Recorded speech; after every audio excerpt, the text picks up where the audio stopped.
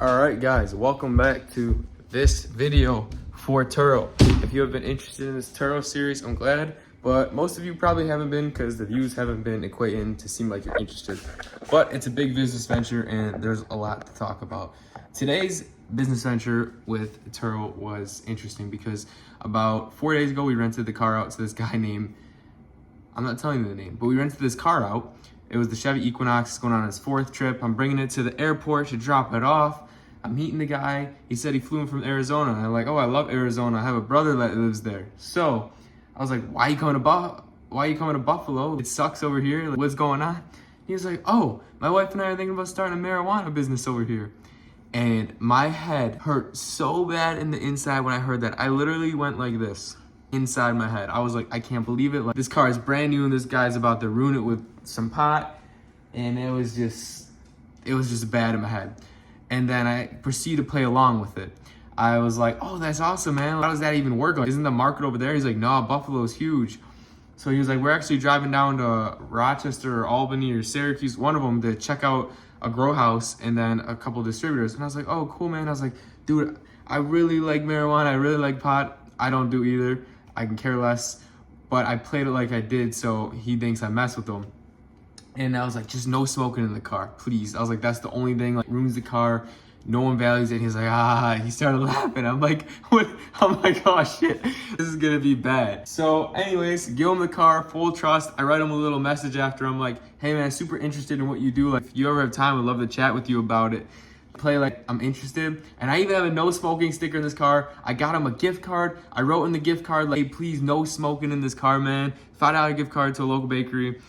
So today it's 9:45 a.m. I wake up, oh shoot, I gotta go pick up this car. And he texts me, he's like, dude, can I drop it off at 10? And the original drop off was like 10:30.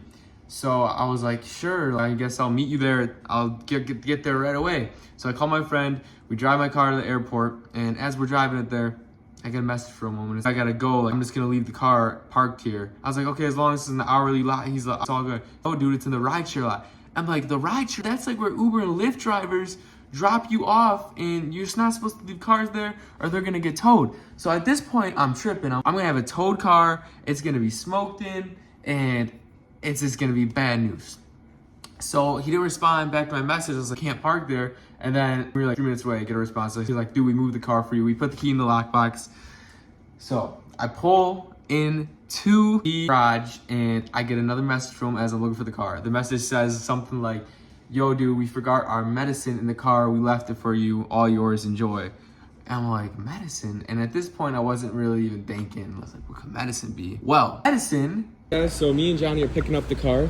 This is the person who said they flew out here for a new job opportunity where they're selling marijuana. And they said they wouldn't smoke in the car. And he just texted me he left some weed in the car for me. But he quoted it as medicine, so it doesn't get flagged. But there is the keys. Unlock. No, oh, smoke smell. Let me see. Oh, I think that's, they did leave some leftover medicine. Oh, it's jet fuel. So if I ever have a private jet, I have my first gasoline for it. This is not that deep. This one. Like, you just be a nice Oh, nice. They left me some gummy bears or something. Some nice candy. You like candy? This is weed, bro. Dumbass. The car smells good. It smells like they sprayed some ozone, so I think they did smoke in it because that stuff kills everything. But overall, car's in great condition. I'll leave them a good review. When I opened the car, I had a smell, and it was weed.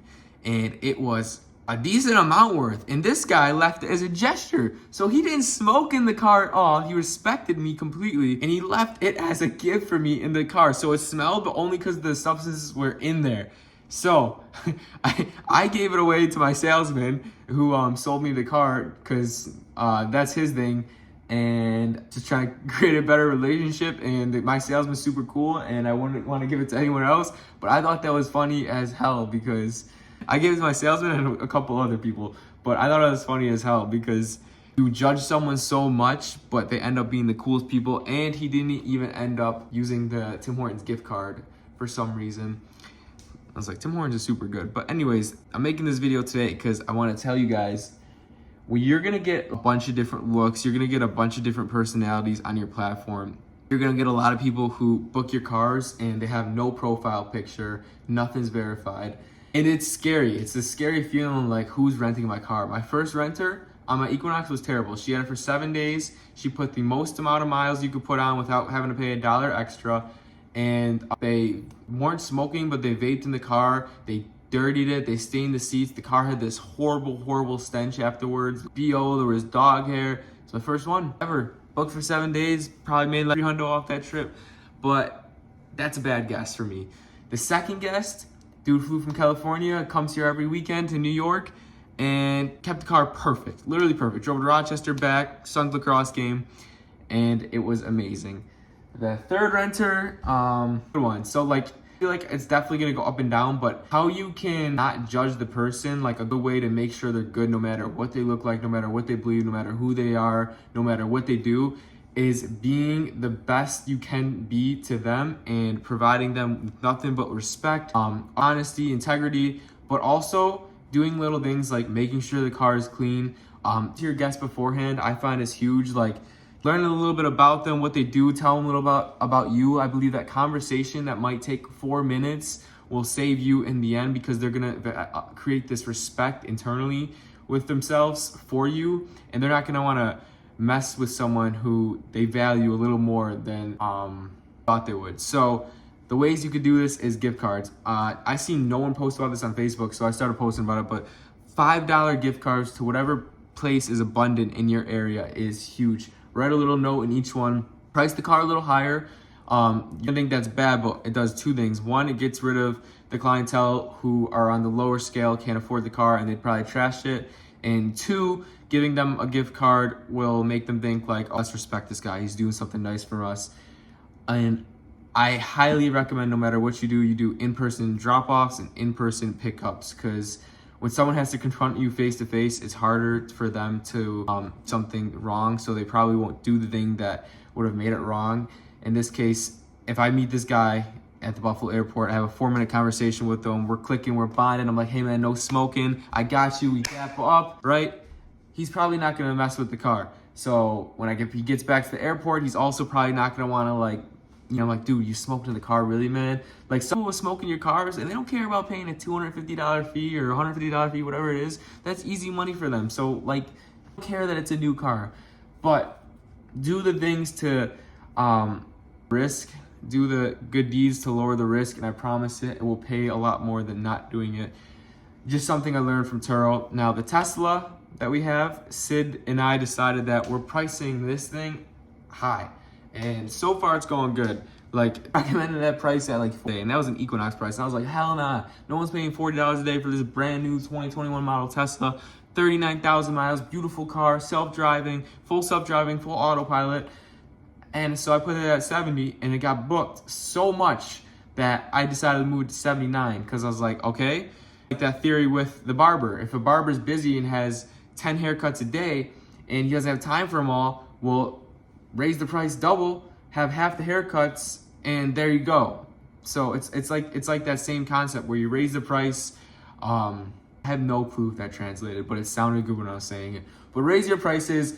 It takes out the bad clientele, and you'll probably still get bookings in the end, especially if you're a good host. In that listing, I would put some water bottles in the cup holder, some gift cards, necessities, maybe some phone chargers. You can start charging those as an extra, put it like $5 extra, and they can take it home with them. Buy them off AliExpress for, cents each. There's so many things you could do, and that's something you're not really gonna learn anywhere else, because everyone just says smoke is part of the game, but you can really is it mitigate? I forget the word. The risk. You can really, I keep saying lower the risk. There's a word. Anyways. So also, big news from the Turo community. Turo is delisting so many cars right now. 12 years, like they're usually 12 years old, have higher mileage, but a lot of people report that the cars that they're unlisting are actually cars that have, 4.8, 4.9 ratings, and they just have one bad maintenance rating, like, hey, this car was overheating, or hey, this car had a flat tire. And Turo's delisting these cars, and I'm talking nice cars. Like, some of the cars that I've been seeing are 2017 Durangos with K miles getting delisted, and people are like, well, with the 2-day warning, like, what am I supposed to do? So I guess Turo put their marketing team on that task to these cars down, and I think Turo wants their brand to be as like a brand that has nice cars on their platform, so I don't think they want these old beaters anymore. So that's why I'm happy that me and Sid didn't go the beater route. If we went the beater route, we could have probably got 40,000 worth of financing, bought like 6-7 cars. But guess what? In a year or two, they might get delisted. So I think it's super, super, super, super cool that we were able to finance 2 nice cars and hopefully scale it to 5. I have a plan on how we can get a 3rd car. I still have to tell Sid that because I don't know if he's gonna be with that. But walk it through with him and see, because doing this together, and without him, none of this would be possible. He's been away and busy right now. He's dealing with a lot on his end. So we're gonna be back together soon, hopefully this week actually, and then hopefully we can talk about how to scale.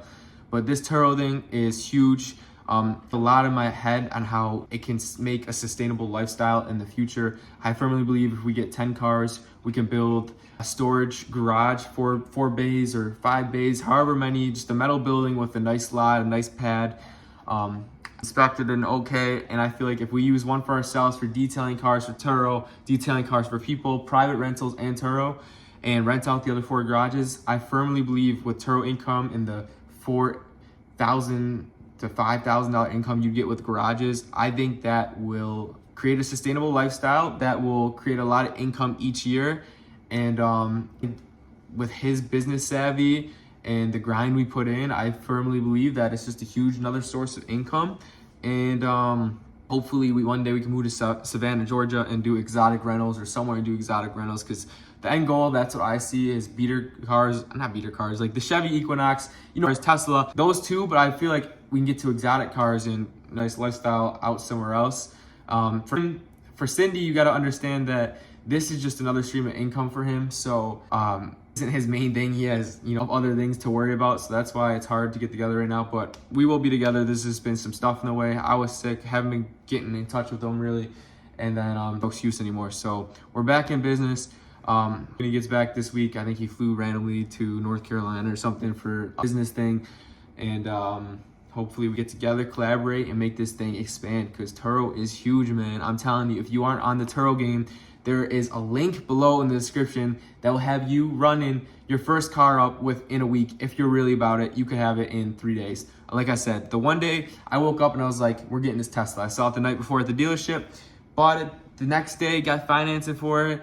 And yeah, man, listed within a day, took some solid photos, and it booked out. And once I seen it book out that quick, I raised the price. Hasn't been booked yet, but I firmly believe it will be, and if not, I'll just lower the price.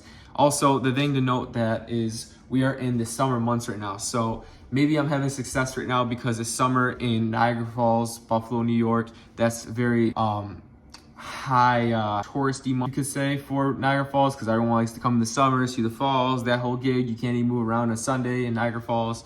But the people I've seen haven't really been for Niagara Falls. So like, I don't think it matters. I think that in January, March, will be the slow months, January, March, February. And as long as we make $1,100 to pay the insurance and the car payments, I'm okay with that.